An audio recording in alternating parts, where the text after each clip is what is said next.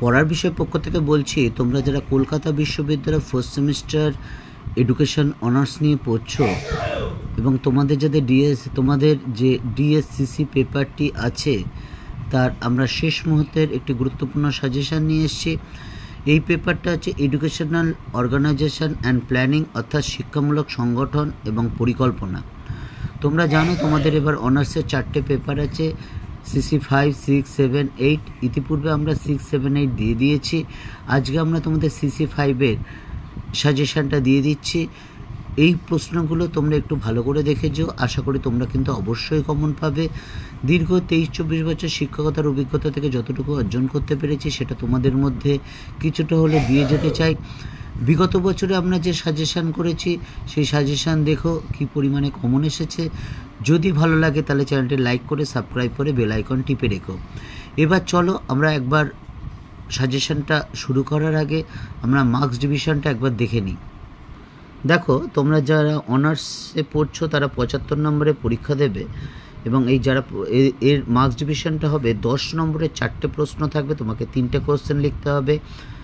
এই 10 নম্বরের যে লেখাগুলো সেগুলো 500টি শব্দের মধ্যে হতে হবে, তবে হ্যাঁ একটু এদিক ওদিক হলে কিন্তু কিছু হবে না। 5 নম্বরে 6টা কোশ্চেন থাকবে, তোমাকে 5টা লিখতে হবে 250টি শব্দের, এবং 2 নম্বরের 10খানা কোশ্চেন থাকবে। এই হচ্ছে তোমার 75 নম্বর। তা চলো এইবার আমরা 10 নম্বরের সাজেশানটা শুরু করি।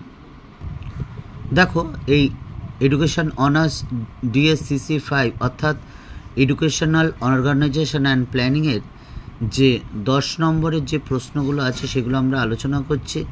দেখো, যেগুলো ডবল স্টার আছে এগুলো খুবই গুরুত্বপূর্ণ। প্রথম প্রশ্নটা দেখো, শিক্ষা সংগঠন কাকে বলে? শিক্ষা সংগঠনের ধারণাটি ব্যাখ্যা করো। সংগঠনের ধারণা বা নীতিগুলি আলোচনা করো বা ব্যাখ্যা করো। 2 নম্বর, বিদ্যালয় সংগঠনের ধারণাটি লেখো, এর বৈশিষ্ট্য ও নীতিগুলি লেখো। 3 নম্বর, বিদ্যালয় সংগঠনের প্রকৃতি ও তার উদ্দেশ্য আলোচনা করো। 4 নম্বর, স্কুল প্ল্যান বলতে কী বোঝো? স্কুল প্ল্যান্টের বিভিন্ন উপাদান আলোচনা করো। 7 নম্বরের প্রশ্নটা দেখো, স্বাস্থ্য বলতে কী বোঝো? বিদ্যালয়ের স্বাস্থ্য পরিষেবা আলোচনা করো। যেগুলো 2টো স্টার আছে এগুলো কিন্তু তোমরা খুব ভালো করে পড়বে, কারণ 12-15টা প্রশ্ন একই মাপের পড়ে যাওয়া সম্ভব হয় না। এটা আমরাও যখন পড়াশোনা করেছি তখন থেকেই বলছি এই অভিজ্ঞতা। তার জন্য আমরা 3টে ভাগে ভাগ করে নিতাম। বেশ কিছু কোশ্চেন আমরা এমনভাবে মুখস্থ করে লিখে প্র্যাকটিস করতাম যেগুলো যাতে আসলেই লিখতে পারি, অর্থাৎ সেগুলো কোনো রকম যাতে চিন্তাভাবনা না করতে হয় বা ভাবতে না হয়।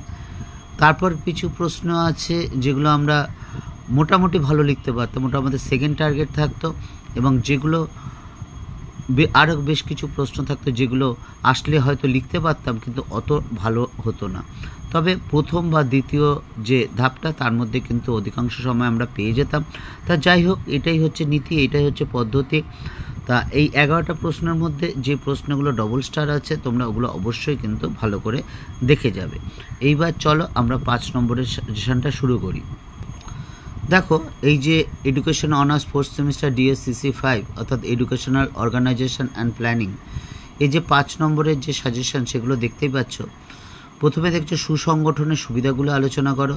2 নম্বর, বিদ্যালয় সংগঠনের প্রয়োজনীয়তা লেখো। 3 নম্বর, কর্মশালার সংজ্ঞা ও বৈশিষ্ট্য লেখো। 4 নম্বর, বিদ্যালয় গ্রন্থাগারের বৈশিষ্ট্য লেখো। আমরা পড়া বিষয় পক্ষ থেকে হিস্ট্রি এবং এডুকেশন অনার্স, এছাড়া হিস্ট্রি, পল সায়েন্স, ফিলোসফি, এডুকেশনের আমরা মেজর, মাইনর বা এমডিসি আমরা এর নোট বা সাজেশান দিয়ে থাকি। বিগত বছরে আমরা যে সাজেশানটা দিয়েছি বা বিগত সেমিস্টারে আমরা যে সাজেশানগুলো দিয়েছি পড়ার বিষয় পক্ষ থেকে, তোমরা একবার দেখে নিও কী পরিমাণে কমন এসেছে। যদি মনে হয় বিশ্বাসযোগ্য তাহলে অবশ্যই চ্যানেলটা লাইক করে সাবস্ক্রাইব করে বেল আইকন টিপে রেখো, কারণ তোমাদের এই বিষয়গুলো অর্থাৎ হিস্ট্রি এবং এডুকেশন অনার্স এবং history, pol science, philosophy, education major, minor, IDC বা ফার্স্ট এবং সেকেন্ড সেমিস্টারে ইএনভিএস, সিভ্যাক, এই ব্যাপারগুলো আমরা আলোচনা করি। এবং আমরা পড়ার বিষয় পক্ষ থেকে আমি ব্যাপারটা পরিচালনা করলেও আমার দীর্ঘ 23-24 বছর শিক্ষকতার অভিজ্ঞতা, এছাড়া আমি ছাড়া আরও 13 জন শ্রদ্ধেয় শিক্ষক শিক্ষিকা আছেন যারা বিভিন্ন স্কুল কলেজের সাথে যুক্ত।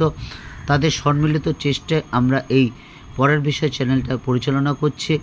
যদি তোমাদের ভালো লাগে বা মনে হয় যে তোমাদের একটু হলেও উপকার হচ্ছে বা সুবিধা পাচ্ছে, তাহলে অবশ্যই চ্যানেলটি লাইক করে সাবস্ক্রাইব করে বেল আইকন টিপে রেখো। আর আমরা যা যাওয়া দেব তোমাদের সম্পূর্ণ আমাদের এই চ্যানেলের মাধ্যমে, একেবারে কোনো কিছু বিনিময়ের মাধ্যমে না বা কোনো কিছু পোস্টালের মাধ্যমে না। কাজেই তোমাদের যদি ভালো লাগে চ্যানেলটি অবশ্যই লাইক করে সাবস্ক্রাইব করে বেল আইকন টিপে রেখো। এছাড়া আরেকটা কথা, তোমরা গ্র্যাজুয়েশন পাস করে আমরা নেতাজি মুক্ত বিশ্ববিদ্যালয় এডুকেশন এবং হিস্ট্রি অনার্স বা MA নোট বা সাজেশন দিয়ে থাকি। যদি তোমরা কেউ দেখতে চাও অবশ্যই দেখতে পারো, এবং কী পরিমাণে কমন এসেছে সেগুলো চাইলে কিন্তু অবশ্যই দেখতে পারো। যদি ভালো লাগে চ্যানেলটি লাইক করে সাবস্ক্রাইব করে বেল আইকন টিপে রেখো। ভালো করে পড়াশোনা করো, ভালো রেজাল্ট করতে হবে তোমাকে, এবং এর জন্য অবশ্যই পড়াশোনা করতে হবে। বিল গেটসের সেই কথাটা মনে পড়ছে, তিনি বলেছিলেন যে তিনি অনেক মেধাবীকে ব্যর্থ হতে দেখেছেন কিন্তু কোনো পরিশ্রমীকে ব্যর্থ হতে দেখেনি। কাজে ভালো রেজাল্ট করতে হলে, ভালো ফলাফল করতে হলে, ভবিষ্যৎ ভালো করতে হলে অবশ্যই তোমাকে ভালো করে পড়াশোনা করতে হবে, সততার সাথে পড়তে হবে। তোমার যতটুকু ক্ষমতা সবটুকু দিয়ে তোমাকে পড়াশোনা করতে হবে, তাহলে দেখবে তার পরবর্তীকালে অবশ্যই কিন্তু তোমরা ভালো একটা ফল পাবে। পড়ার বিষয়ের পক্ষ থেকে এতটুকুই, অগ্রিম শুভেচ্ছা রইল। অবশ্যই এই প্রশ্নগুলো পড়ো, যদি ভালো লাগে জানিও, আর যদি কোনো কিছু ভুলভ্রান্তি হয়ে থাকে সেটাও বলো, যদি ভালো লাগে জানিও। আর তোমাদের যদি কোনো সাজেশান থাকে বা কী করলে ভালো হয় না হয় এরকম যদি কোনো ব্যাপার থাকে সেটাও কিন্তু অবশ্যই জানিও।